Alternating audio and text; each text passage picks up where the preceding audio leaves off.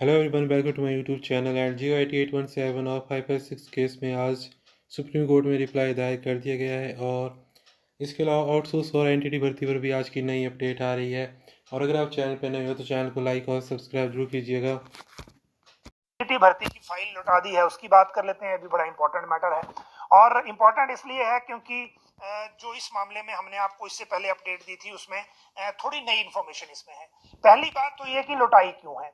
लौटाई इसलिए है क्योंकि इलेक्ट्रॉनिक्स डेवलपमेंट कॉर्पोरेशन ने वापस एलिमेंट्री डिपार्टमेंट को लिखा है कि क्योंकि अब मॉडल कोड ऑफ कंडक्ट लग गया है तो इस भर्ती को लेकर करना क्या है, इसको लेकर परमिशन कौन देगा। क्या हम इसको अभी नहीं लें या हम इसको इसको जो है फिर हम बाद में जो इलेक्शन जब खत्म हो जाएंगे उसके बाद लें। दो चीजें इसमें पूछी गई हैं और इसीलिए अब एजुकेशन अगर इसमें परमिशन लेके दे देगा तो आप समझिए कि इस मैटर को टेकअप किया जा सकता है। लेकिन अगर परमिशन लेके नहीं दिया तो फिर ये मैटर टेकअप नहीं होगा। तो इसके लिए फिर इंतजार करना पड़ेगा। इन दोनों चीजों के बीच में एक और महत्वपूर्ण चीज ये है दोनों मामलों में कि दो क्वेरीज इससे पहले पूछी गई थी इलेक्ट्रॉनिक्स डेवलपमेंट कॉर्पोरेशन की तरफ से कि किन संस्थानों से एलिजिबल लोग हैं जिनको भर्ती करना है, और दूसरी पूछी गई थी कि बोनाफाइड हिमाचली लेने हैं कि सभी लिए जा सकते हैं। तो डिपार्टमेंट ने रिप्लाई किया था इसमें कि जो 55 उन्होंने लिस्ट दी है इंस्टीट्यूशंस की, वो 55 लिस्ट जो है वो मिल गई है। लेकिन ये लिखा गया है कि 2 साल के डिप्लोमा वाले ही लेने हैं। तो आप अब देखिए कि ये 2 साल वाले डिप्लोमा वाले जो हैं उनकी बात हो रही है और सिंगल वाले नहीं है। 1 साल वाला उसमें नहीं लिखा गया है अभी। और 2 साल वाले जो हैं वो भी वही लेने हैं जो जो लिस्ट दी है 55 संस्थानों की उनसे पड़े हों। इनकी लिस्ट जो है कॉर्पोरेशन ने अपनी वेबसाइट पे डाल दी थी 55 इंस्टीट्यूट्स की, लेकिन बीच में हटा दी क्योंकि कोड लग गया। जब भी भर्ती शुरू होगी दोबारा से वेबसाइट पे आ जाएगी, वहां आप देख सकते हैं। दूसरी बात बोनाफाइड की थी। बोनाफाइड में फिर रिप्लाई डिपार्टमेंट ने ये दिया है कि जैसे क्लास 3 क्लास 4 में सरकार करती है वैसे आप भी करें, और उसमें ये शर्त है कि जो 10वीं और 12वीं हिमाचल में पढ़ा हो तभी वो एलिजिबल होता है। तो वही शर्त इसमें भी लग जाएगी। लेकिन फिलहाल इस भर्ती का होना क्या है वो कुछ पता नहीं है। 4887 के आसपास पोस्ट हैं और इसके लिए इंतजार ही अभी एकमात्र तरीका है। अब इसके बाद अगला सब्जेक्ट लें अगर हम तो उसकी भी बात कर लेते हैं। और जो अगला सब्जेक्ट है भर्ती के लिए वो है अभी जो आउटसोर्स वाला है। और आउटसोर्स वाले की जानकारी हम आपको इसलिए दे रहे हैं, हमने आपको 6 बजे बताया था कि आउटसोर्स पॉलिसी जो पहले हम कौशल विकास निगम को जानी है ऐसा सोच रहे थे, उस पॉलिसी को अब फाइनेंस ही बना रहा है। और प्रबोध सक्सेना ने इसमें सेक्रेटरी टेक्निकल एजुकेशन और जो सेक्रेटरी लेबर एंड एम्प्लॉयमेंट है उनसे एक मीटिंग कर दी है और वहां चल रहा है को किस तरह से बनाना है। ठेकेदारों को बीच में से हटा देंगे और जो एमओयू के जरिए जो एम्प्लॉय हैं आउटसोर्स वाले वो शिफ्ट हो जाएंगे कौशल विकास निगम में, रहेंगे वहीं जहां काम कर रहे हैं। लेकिन आज हाई कोर्ट से एक ऑर्डर आया है बड़ा इंपॉर्टेंट आउटसोर्स को लेकर है, और ये क्योंकि पूरे स्टेट को इफेक्ट करता है इसलिए हम इसकी जानकारी आपको देंगे।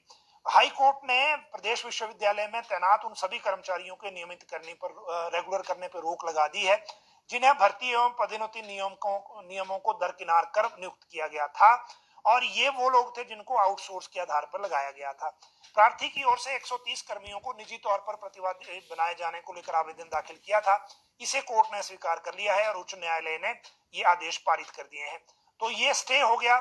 और प्रार्थी ने यह भी आरोप लगाया था कि विश्वविद्यालय ने पिछले दरवाजे से भर्तियां की जा रही हैं और ये सारी चीजें इस तरह से हो रही हैं, और इसीलिए मेमोरेंडम ऑफ अंडरस्टैंडिंग यानी एमओयू को भी रद्द करने की गुहार लगाई है, जिसके तहत ये आउटसोर्स एजेंसी के तहत भर्तियां की गई थी। तो अब आप देखिए, एक तरफ आउटसोर्स के लिए रोक लगा दी हाई कोर्ट ने, दूसरी तरफ जो विधानसभा ने सोसाइटी के रूप में कन्वर्ट करने की परमिशन मांगी थी। हालांकि उसका एग्जैक्ट अभी फीडबैक हमारे पास नहीं है कि कैबिनेट ने जाते जाते किया क्या है उस केस में, वो भी आपको बताएंगे वैसे। लेकिन आउटसोर्स को लेकर ये लीगल पोजीशन ये है, और दूसरी तरफ जो पॉलिसी को लेकर काम है वो दूसरी तरफ है।